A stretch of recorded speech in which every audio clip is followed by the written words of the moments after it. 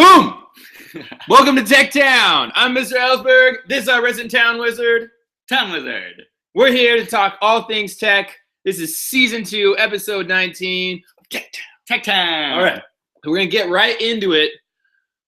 We're talking cars today. Vehicles. We're talking all things to get you from point A to point B in a smart fashion. In a smart fashion. Smarter than ever before. You used to think you'd have smart drivers. Yeah. No, those are dumb compared to the robots. Right. So we're talking autonomous vehicles. And autonomous is a fancy word to mean like self-driving. Mm-hmm. It's not that you're in control. It's not even remote controlled. It's that it's controlled just by computer.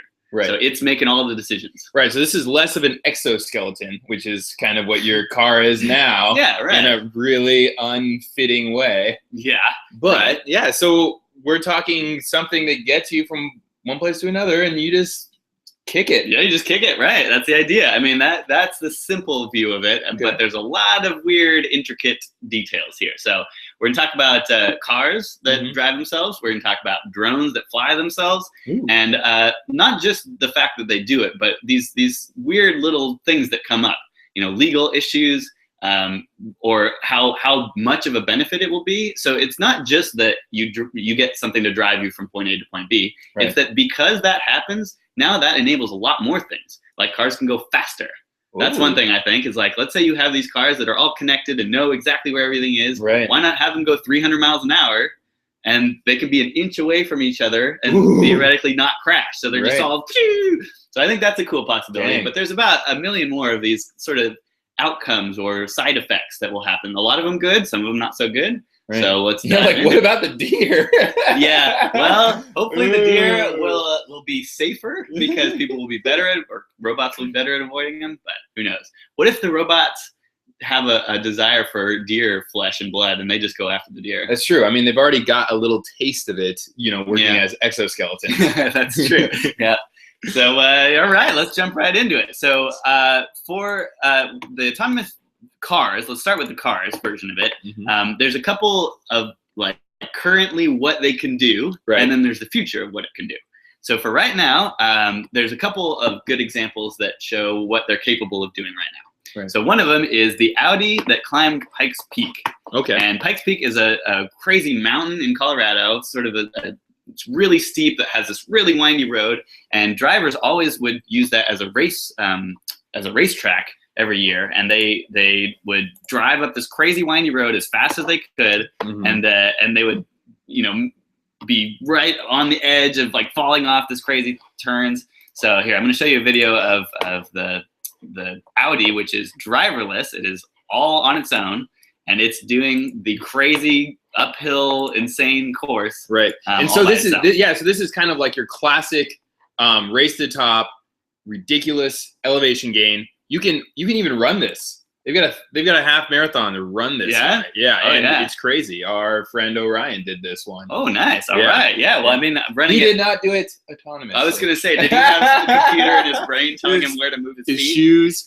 Yeah. So check it out. So this is the video of the car doing it. And first of all, you can see how crazy this track is. But there it is. So it's got sensors. We'll talk a little more about which sensors. But it's doing it faster than people, and it's amazing. It's a good Stanford a research project that's helping out with Audi. And ooh, Stanford, I don't know. Oh yeah. Oh no, they're big in this whole thing. They're crushing it. So nice. So check it out. It's just winding around turns. It's going up pretty fast. This is even the easier part. There's some parts where you're just right next to the edge of the road. Wow. See, no driver, just whew. Oh yeah. So and it makes it all the way to the top, no problems. And that's just one example. There are about a million examples of this. And so, okay, nice job, Audi. Nice job, crazy car. And that's just one. The next thing I want to mention is the DARPA Grand Challenge. So DARPA is a government research agency, and they sponsored what they call the Grand Challenge, which is an autonomous vehicle car race. Okay. And it was through the Mojave Desert for a while, and it was, you know, these cars have to go through barriers and they go up and down things and go through cones. So it's sort of like an experimental version of it. Okay. But they test some good Is issues. it like an annual challenge? It is. It's been changing. For a while, it was the same kind of thing for a couple of years, and you would enter the thing. Now it's in different locations and different. Because as you get better at this, you realize different problems. At first, it's just like making it go and not hit something. Right. But then there's staying within the lines. Then there's obstacles that jump out in front of you. So there's about a million different aspects, and they're tackling them kind of one by one. Right. And so these DARPA challenges will change based on what's the new thing we got to figure out. Kind of sounds like SimCity. Like, oh, now Godzilla's coming through. Yeah. Exactly. There's a fire. Yeah. You have to deal with it now. Yeah. SimCity. Rest in peace. Oh yeah. Oh, it came back for a while. Yeah, but I heard they shut down Oh, did they? the groups. Dang That's it. sad. All right. Yeah. Okay. So I've got some links in the description of the video to some videos about these cars and the DARPA Grand Challenge. There's actually a really cool PBS show that talks about all of the whole thing. Just talks about the DARPA Grand Challenge and shows the video of the Stanford car that won it and how it just drives through crazy stuff. What about when is the University of Oregon car going to come through? I mean, geez, it looks like you found all the links that got the Stanford this, Stanford that. U of O put their energy into the football, not the autonomous car. Okay. So once they get back at then we'll be ready. Yeah, we like fast players, not fast cars. Nice. So all right. So that's kind of where the nice. Oh yeah, that's true. I guess I'm repping, but that's cool. Hey, then we've got both our things going for us. Okay, so that's some cars like doing some courses, not like regular life stuff. But then there's the like regular in the city. You want a car to be able to just drive around and do your normal city stuff. So that has had leaps and bounds of progress in the last even couple years. Right. And the laws are changing. So now let's talk a little more about the practical side of it. Like in the city, we want cars to be driving us around, obviously. Right. There's a good article that talks about a couple things learned from the Google self-driving car. Right. So Google has one. Right. And I've heard that they've tracked over 700,000 miles or something like that in their cars. So they've gone places, they've tried things. Oh yeah. And it's kind of interesting because you imagine that you have to get not just most things right, but everything right. So if it does one wrong thing, it's it's the worst, right? So if it's a person driving a car and something bad happens, the onus is on the person, right? Oh, you shouldn't have been driving the car like that. Well, if you're not driving the car, then whose fault is it? Yeah, it's weird. Programmer. Programmer. It could be the programmer's fault. But the thing is, we're going to come to a time where the computer will cause an accident. Right. It seems like it hasn't happened yet. I was trying to look around and it seems like, that so far no accidents or no serious accidents, but someday there will be one. And half the people, or not half, but some of the people will freak out and say the robots are trying to kill everybody, who's responsible? Right. And then other people will say, well, people are driving cars and killing people all the time. So if the robots are doing it way less, then that's probably better. Yep. So we have to have this sort of like ethical argument almost, like you're talking about who's at fault. Insurance companies are going to have to deal with that. Yeah. The legal system's going to have to figure that out. So there's a lot about that. And I'm including a lot of links below. We'll talk about some of it, but there's plenty of sort of side effects and issues about that. Right. So here's a good sort of visual article on 6 things that this guy learned from riding in the Google self-driving car. Number one, human beings are terrible drivers. And this kind of goes to the point of robots they're not going to be drinking on the job. They're not going to be falling asleep. They're always going to be constantly vigilant. Right. And maybe they'll have some technical errors or maybe some hacking errors. We'll talk about that. Right. But as far as just the average human is so distracted and terrible at driving that a robot will be way better. Right. It's number 2, Google self-driving cars are timid. So it sounds like their first iteration, they were pretty aggressive and like really kind of driving and actively skidding around things, which is cool. But I think it's actually a positive that they're timid. So they're not going to be aggressive. I feel like you could maybe make a series of movies on aggressive robot drivers, maybe call it like Fast and the Furious .0 or something like that. Yeah, Fast, we call that Stanford Drift. Oh yeah, that's right. Robot Stanford Drift. So yeah, I think once it's in the mainstream Fast and Furious movies, then you know it's real. Yeah, you see the abandoned prototype right there. You got your Terminator. Yeah, nice. Number 3, they're cute. Google's little car is pretty cute. It's kind of funny looking. Now, they were probably shrewd about creating it like this because of the issue that we talked about before. If you have something that looks like a Camaro or a Mustang, I mean, that looks like it's a killing, crushing machine. Right, yeah. You got to make the car look not intimidating. Especially starting out. Yeah, because people have a big fear of robots taking over or robots in general. And so you kind of have to make it approachable. Right. They say it's done. It's not done. It's not perfect. So it seems like there's obviously kinks to work out. You can read about which ones. He wants this technology to succeed like yesterday. Right. So it is past due. We're ready for it. Right.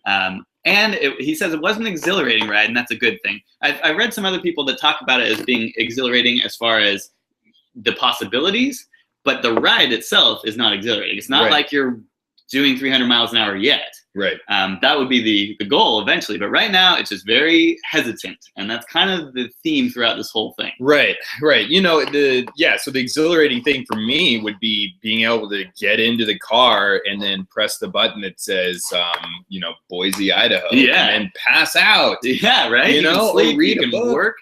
So that's another thing that there's all these implications. Let's talk a little bit more about just the specifics of which cars or whatever. Right. But after that, let's talk about all the different implications. So first of all, there's a bunch of examples of these self-driving cars. We had the Google example, but there's also a few really cool other companies that are making example cars. They're not for sale yet. They're not normal production cars. You can't get them, but they are driving around. So like, for example, this Mercedes is driving around the streets of San Francisco, and it looks super futuristic, and it's just driving, and people stop and look at it. And if you look on the inside looks really cool. Check that out. Wow. So yeah, you're just hanging out, just playing card games, kicking it. Yeah, maybe having your boardroom discussion. Sure, right. So and in a way it's futuristic, but in a way this is happening. So it looks cool, it looks futuristic, but it's out on the street. Wow. We've got, let's see, Google has their car. We saw a picture of that. Nissan has a car. So check out Nissan's page for their autonomous car. They all have little differences between them, obviously. But the bigger issue is not just how you make the car. The technology is fairly good, and we'll talk a little about the technology. It's more of just kind of all the rest, the legal issues and the side effects and everything. So now Audi has its car. Well, maybe we should jump right into those legal aspects. Yeah. Okay. So, and one more thing is that there is this sort of halfway point. Okay. So there are cars that have features in them that are autonomous. Like there's a braking system. So in some cars that you can buy today, regular cars, if you're driving down the freeway and you don't notice there's a car stopped in front of you, but the car notices, it will automatically apply the brakes. Wow. And so, and for parallel parking, they'll parallel park on their own. So there are these times where it can do some things on their own, but it's just enough to not cause any legal issues. Yeah, so like beep at you if there's a car close to your bumper, your back bumper, or the side curb, or something like that. Yeah, exactly, right. Or say go check under the back tire. There might be a child. Yeah, and that's nice to know, right? So, all right. So legal aspects of autonomous driving. I have a bunch of good links that you can read plenty about this. I would say the couple most important ones are, number one, when there's an accident, what's going to happen? So let's say an autonomous car accidentally kills a person, regardless of how they do it. Let's say it does it. Who's responsible? And that's a whole mess. So there's the insurance company, who's going to pay for this. Then there's just the practical getting these laws right. So one thing is what should happen ideally, and the other is having real lawmakers try to pass these laws. And that's always difficult. So there's 4 states now that have some laws that say allowing these cars to go forward. And that was important because if that didn't happen, then none of this can move forward. So there are 4 states that said, we're going to allow this. And so it's just now about little by little making sure that all the pieces are in place. But so there's a good website here. This is a kind of a collection of blog posts or anything related to the subject. Ooh, I like that one. What if your autonomous car keeps routing you past Krispy Kreme donuts? Yeah, so there's things I haven't even thought of. Exactly. That's a really interesting one. Let's say there's advertisers that are paying the car companies to maybe reroute your directions just a little bit to go next to Krispy Kreme. Or even if you're passing by something, have something pop up on the middle, you know, it says, hey, you're going to pass this in a little bit. Would you like to stop? Which could be a good thing and could be a bad thing. If it says, hey, stop by this once in a lifetime, check this awesome view out.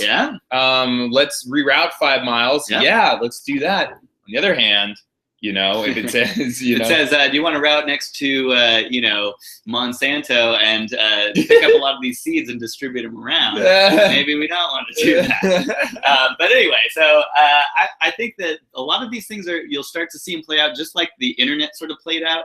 You know, on the internet, there's advertising everywhere. There's people sort of being sneaky, but there's also good advertising. There's also, like, you know, getting good deals on things. There's also finding out new things that you never found out. So that's just one weird side effect. Another is about ethics. So we were talking about what if this car kills someone? Well, there's these times where the car could make a choice. So let's say the car is about to enter a tunnel. And as it enters the tunnel at 60 miles an hour, a bicyclist or a pedestrian just jumps out in the tunnel right in front of the car. And let's say there's a lot of traffic. There's traffic going 50 miles an hour behind you. There's traffic going 50 miles an hour the other way. Basically, you're in a no-win situation. You either have to hit the bicyclist or slam on the brakes and probably get rear-ended or swerve and get hit by another car. So there are these situations where there's no good answer. And today, we just know that a person chooses the best they can, and then maybe we'll leave it up to the court system to figure out what happened, or the insurance company.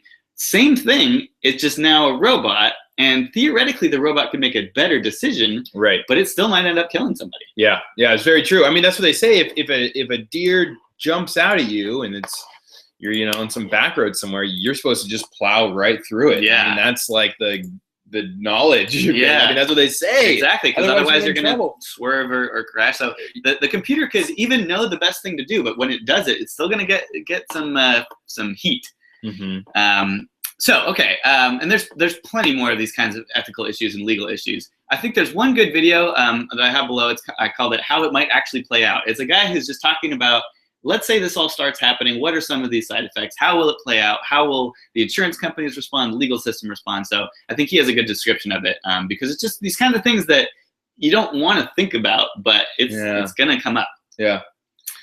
So, all right. So let's actually see. I want to see an example of how it looks as you're going through it. So here's a good video and explanation.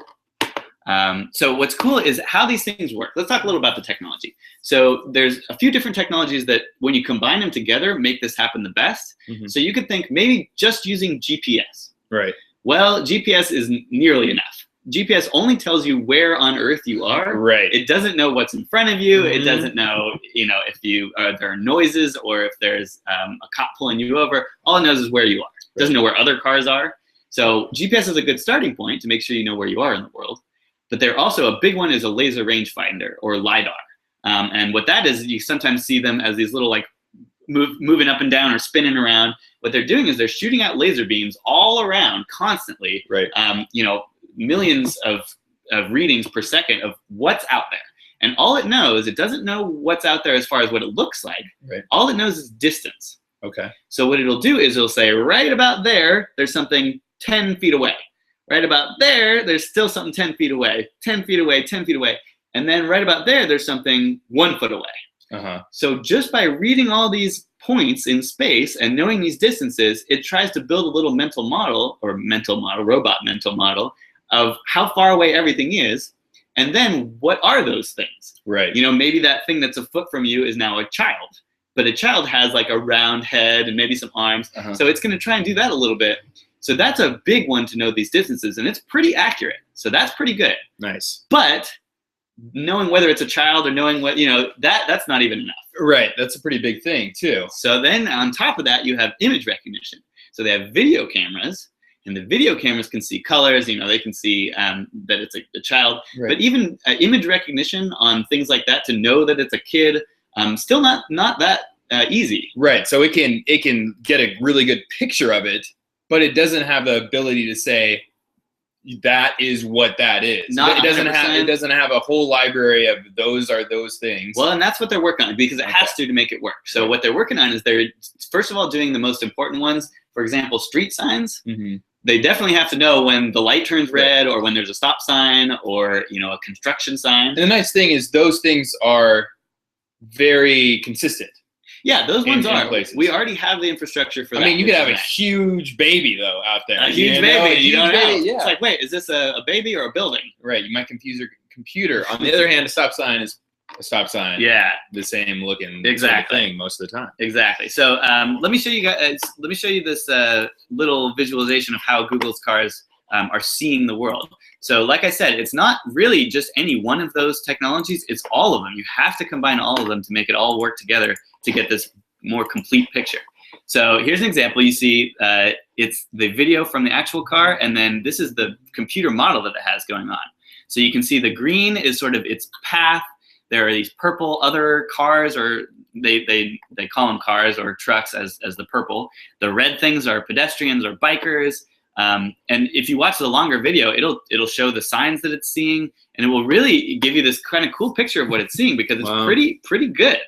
The question is it perfect? You know, is there going to be something that it doesn't quite understand? But at least this is a really cool way to see it, because it mixes all of those things, all those different technologies, also with a map. So GPS is one way to think about a map, but you also need the lay of the land. You need some sort of global map, which we have a lot of. Google Maps obviously exists. So once you combine that with a map, then you finally get this full picture of like what's going on.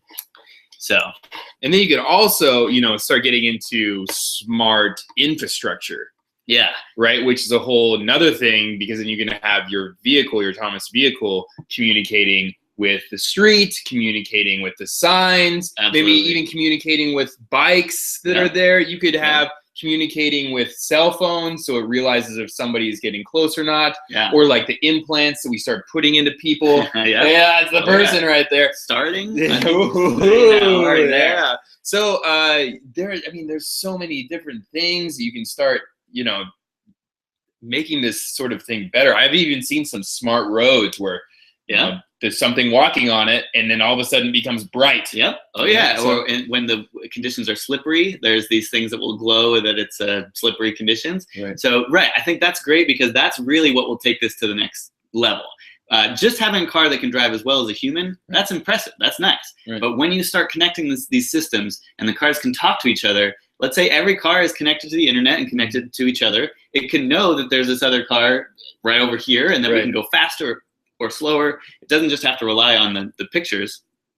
And also, like you say, it's about more of a global system. Like maybe we can be overall more fuel efficient if we change the way that the Portland traffic works. You know, maybe we route more cars over this freeway because the traffic's now bad. So all of these things, getting all that data and using it to make every decision a little better, that's where these robot cars are really going to start jumping ahead. Right. And an interesting opportunity that we have here in the U.S. is our infrastructure, our commuting infrastructure, our transportation infrastructure is really at a point right now where we should start thinking about heavily investing in it. And if we're shrewd about how we do that, we can really integrate a lot of these things that could support us going to an autonomous vehicle. Yeah, like you say, our infrastructure is maxed out. I mean, in some places it's not, but there's so much congestion. It's so much, carbon emissions. We're at a point where we really need something. So this can be kind of the answer. There's obviously still a place in the world for trains and buses and cars. And those can all be autonomous too. That's true too. Yeah, we already have examples of autonomous trains. You ever go to the airport, ride that little train around. Yeah. Actually, I have witnessed an autonomous train accident thing. So I was at I think it was the Seattle airport, and they have one of those trains. It's robot, not driven by a person. Just all it does is go between the stations. It has a set amount of stops. All it has to do is slow down properly and stop at the door. Mine, the one I was on, it went and all was slowing down to stop at the door, but didn't quite stop at the right place. It was about 2 or 3 feet short of the real door. But instead of it just sort of slowly making its way to the door, it stopped and then jolted forward at a ridiculous jolt, and people fell over. Wow. And so you could see that was just the inkling into what could happen. Oh, it needs to just go another foot. Well, why don't I just go another foot at 1,000,000 miles an hour? Who's going to care? Well, people care. So yeah, I even saw the robot starting to take over. Watch out. Yeah, okay. So the car thing is going to be really cool because it's going to be very much like what we've seen before, but totally revolutionizing it. There's another aspect, which is not just cars. We were talking about trains. There's also the air. Right. So autonomous cars is one thing, but autonomous drones or flying vehicles, now that is another thing. Right. So that would be, in one way, it could be for transportation. You could have people being transported by these. But now it's actually more for delivering maybe goods and services. Right. So there are great examples of these autonomous drones not being flown by people, radio controlled or anything. It's just that they figure out where to go, that are delivering medical supplies, delivering packages. So there's plenty of uses for these airspace autonomous vehicles too. I mean, how great would it have been a few years back when there was a helicopter that fell up at Mount Hood trying to save somebody. Yeah, exactly. What if they could go send a drone up there first, test what the winds and stuff were doing up there, maybe get some like emergency medical supplies them first, and so that they could hold over until they could get some people up there in a safe way, because when time is of the essence, you have crazy conditions. I mean, and there's a good video I have that talks about in Africa, just getting some medical supplies to people. There's so many examples of when just having a little care package or medical or something be delivered will buy enough time or get somebody to really save lives. Right. So these vehicles, these air things aren't just for fun or for killing. They can be really saving people. I saw one that was made to save people in water that were drowning. Yeah. So it would find anybody that's struggling in the ocean, let's say, and it would go and drop them a life raft or a flotation device. Right. And even just that, just finding the person, dropping a flotation device, that really could be the difference in saving a life. Right. And especially when there's large-scale disasters. I mean, oh, yeah. If something like a giant earthquake in Haiti happens again, you want to be able to get medical supplies in there, and you can't use roads. You can't use the already existing infrastructure because it's crushed already. Right, exactly. There's a lot of roads that are around the world. Roads are not in tip-top shape. Right. So having even a vehicle just drive through all that is impossible. So, all right. So I want to show you real quick some of the scary powers of these drones. So scary meaning impressive at this point. I don't think it's actually scary yet. It's just that you never really thought that the flying drones could be this agile. So this is a TED Talk that's really interesting. And this guy has some drones that he's made fly around, but not just fly around. They can do crazy acrobatics. So he like throws it around, and it just takes a second to level off. So that's pretty cool. I'm going to skip a little later in the video to see some of these other things. So once you get to the end, watch some of these tricks that he's doing with the drone.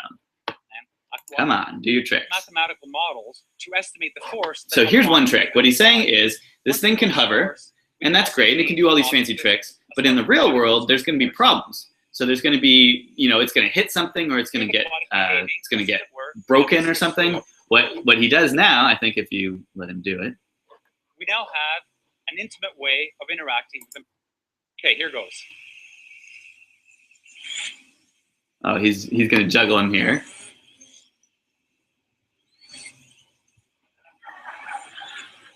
And they can, stay their course.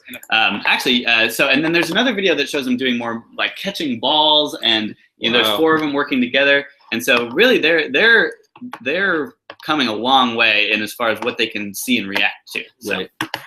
Very cool. All right. So and then finally with the autonomous drone things, You can buy one. You got to go get one. Yeah. So you can either make one yourself. There's drones out there. They'll tell you how to do it, or you can just buy one. There's a cool action sports company that sells this very like video production quality drone that will follow you. You can have it circle you. You can have it follow you from behind and tell it what to do, and then you film your little movie. So that's pretty cool. That's right. We're always wanting you to get out and try it. Yeah, get out and try it. Get a drone. I think you can get them for like $50, a little itty bitty one. Little guys, yeah. Yeah, so get out and try it. They're fun to play around with. Exactly. So autonomous vehicles, they're coming. They're coming. They're here. They're coming, and just get ready. And I would say, don't fear them. No. Understand them. Mm-hmm. Just like every technology. That's right. So, which brings us to music. Music, sound of the week. Music. Woo! Music. Nice. All right. So this week's music site is a website or an app or whatever you want to call it that will help you remove duplicate songs from your Spotify playlist. Ooh, that's nice. So if you use Spotify, Yeah. the music service, and you build a bunch of playlists, Uh-huh. sometimes I like just making big playlists. You just drag on a bunch of music and, oh, this new album, sure, or this old album, whatever. Well, eventually I realized, oh, I dragged the same song on twice. Right. Or maybe 20 of the same songs on, or 100. And once these things get really huge, you can go through and try and pick out the duplicates yourself. But there's a website that'll help you just do it automatically. Right. And that's nice. Whoa. You just drag it in, duplicate, it's gone, boom. Okay, and it's called Imprez. Yeah, Perez.com. The link is below. That's right. There's a couple of them to Well, do. check it out. It's a nice way to organize your playlist. Mm-hmm. Boom. Which brings us to Mr. Ellsberg's Ellsberg's website of the week. Nice, I like it. Well, this is a little bit of an example of something that I want in new autonomous vehicles, and it is this concept car that I saw the other day. And so I don't know if this is real or not, but here, let me go ahead and show this to you. So I want to go camping. I want to go outside. I want to go have the fun. And there just aren't a lot of like smaller vehicles that have a lot of camping capabilities that are cheap on gas and Okay, so like a camping, a cruising camping vehicle. Yeah, there we go. Camper. So boom, here's one that I saw as a concept, and it kind of plays on what the old like Vanagons, Westphalias were, and you can see you have like the massive windows, you can see all sorts of stuff, and you got the pop top up there, you can put extra stuff. Yeah, I want it. That looks awesome, and it's also really kind of environmentally friendly. So it's electric powered, solar panels, and they have the regenerative brakes that recharge the batteries. And so it's not just cool. It's not just camping. It's also like a nice nice piece of technology. And that's the thing, is like it's really nice just to have an all-in-one little thing that you can get from place to place in. And right now, I drive a Prius, and that works perfectly fine from getting place to place, but it doesn't have a bed in it. I don't want a bed. Well, and it's also true that we had a bus, and a bus is really awesome, and it can store a million things and go, most places, but not practical, not sustainable. So this is hopefully just the right thing, just in between. And hopefully the other people want this too, and it seems like they do, but we will see one day. Yeah. All right. Nice. Finally, security. Keeping you safe. So this week for security, I want to mention there's a BitTorrent program called either uTorrent, but I think it's actually a tau. I think that's that symbol. And whatever it is, it looks like a little uTorrent, and that's a program that helps you, download torrents.